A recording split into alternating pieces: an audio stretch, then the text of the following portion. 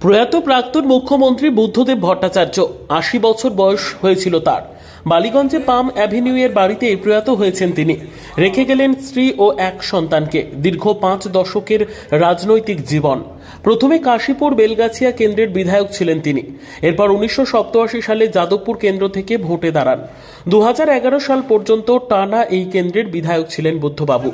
১৯৪৪ সালের ১ মার্চ কলকাতায় বুদ্ধদেব ভট্টাচার্যের জন্ম। কবি সুকান্ত ভট্টাচার্য তার কাকা।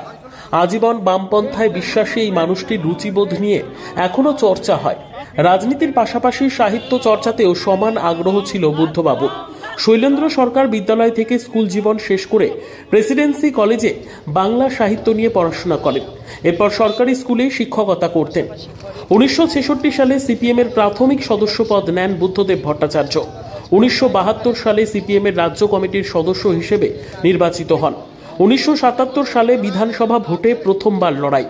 ২০১১ বিধানসভা নির্বাচনের আগে পর্যন্ত সেই জয়যাত্রা অব্যাহত থেকেছে।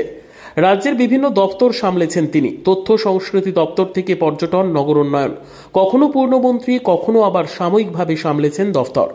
১৯৯৬ সালের পর স্বরাষ্ট্র দপ্তরের মন্ত্রী ছিলেন বুদ্ধদেব ভট্টাচার্য।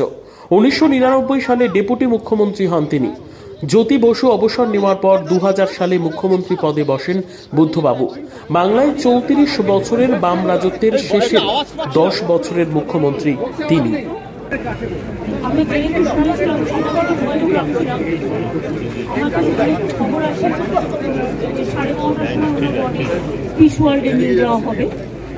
এবং সেখান থেকে পার্টি যেভাবে সিদ্ধান্ত নেবে সেইভাবে বাদ বাকিটা ওনারা করবে এবং ওনার যোগদান করা আছে। আমরা সরকারিভাবে আজকে রাজ্য সরকার ছুটি ঘোষণা করে দিয়েছি।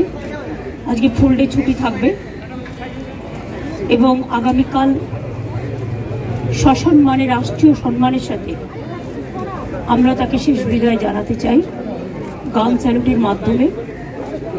এবং আমি রবীন্দ্রকে এটাও বলেছি, আমি পার্টির সাথে কথা বলি, পিস ওয়ার্ল্ডে না রেখে যদি আপনারা ভাবেন যে কারণে পিস ওয়ার্ল্ডে রাখা হচ্ছে, বডিটা ইনভাইট করে রাখলে 72 আওয়ার্স ইন্ট্যাক্ট থাকে, সেক্ষেত্রে আপনারা রবীন্দ্র সদনেও রাখতে পারেন, নন্দনেও রাখতে পারেন। সেখানে অনেক মানুষ আছেন যারা দেখতে পারেন, কারণ শেষ দেখাটা সবাই দেখতে চায়। এবং তারপরে দল যা সিদ্ধান্ত নেবে, বিধানসভাতেও নিয়ে যেতে বলেছি। স্পিকার সাহেবও ফোন করেছিলেন ওনাদের। কাজেই উনি দীর্ঘদিন বিধানসভার জনপ্রতিনিধি ছিলেন, মুখ্যমন্ত্রী ছিলেন, লিডার অব দ্য হাউস, এবং তাছাড়াও অনেক ডিপার্টমেন্টের মিনিস্টার ছিলেন দীর্ঘদিন। কাজেই ওনার মৃত্যুটা রাজ্যের পক্ষে একটা বড় লস। ওনার সাথে আমার অনেকবার কথা হয়েছে, দেখা হয়েছে। উনি যতবার হসপিটালে ভর্তি হয়েছেন আমরা দেখতে গেছি এবং সবসময় উনি সুস্থ হয়ে ফিরে এসেছেন, এটা আমাদের কাছে বড় প্রাপ্য ছিল। ওনার মৃত্যুর বয়স হয়তো হয়নি, কিন্তু যেহেতু ওনার একটা প্রবলেম ছিল, শ্বাসকষ্ট হতো। আর সকালেও বৌদি বললেন যে ব্রেকফাস্ট করেছেন, ব্রেকফাস্টের পরেই শ্বাসকষ্টটা হয়ে হঠাৎ চলে গেছে। কাজে আমি তার পরিবারবর্গ, মীরা বৌদিকে, সুচেতনা, তার সন্তানকে, আমার দলের সকলকে, সিপিএম দলের, বামফ্রন্টের সকলকে, সহনাগরিক সকলকেই আমাদের শ্রদ্ধা এবং সমবেদনা জানাচ্ছি। ওনার জীবনে অনেক কন্ট্রিবিউশন আছে,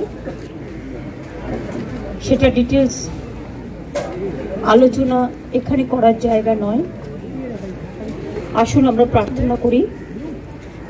তিনি পার্থিব জগৎ থেকে বিদায় নিয়েছেন, কিন্তু মানুষের জগতে বিচরণ করবেন। একটা মানুষ মরে গেলে তার জীবন শেষ হয়ে যায় না, তাকে মানুষ মনে রাখে তার কাজের দিয়ে। আসুন এই বাংলার মাটিতে আমি এটুকু বলে আপনাদের সকলকে নমস্কার জানাচ্ছি।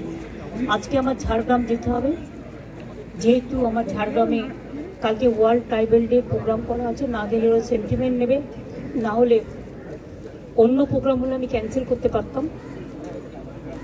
আর এই খবরটা শুনে আমি এতটাই টেন্স হয়ে গেছিলাম, দেখুন হাতটা পুরো ঘষে গিয়ে পুরো গলগল করে রক্ত বেরিয়েছে। তার মধ্যে আমি নিজেই মানে কীরকম একটা লাগছিল। ফলে আমি এখন বাড়ি ফিরে যাব, ওখান থেকে তারপরে কিছুক্ষণ বাদে চান টান করে তারপরে আমি ঝাড়গ্রামে যাব। আমি Firhad Hakim, CP, DG, CS সকলকে ইনস্ট্রাকশন দিয়ে গেলাম এবং ববি আর অরূপ সারাক্ষণ থাকবে, টোটাল টেক কেয়ার করবে।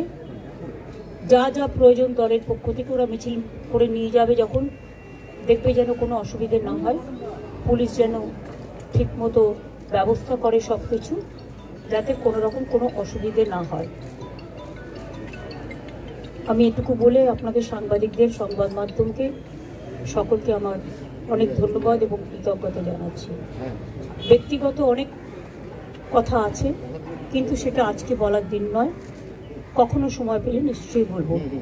আজকের দিনটা এই সময় তাদের পরিবারের পাশে দাঁড়ানোর দিন।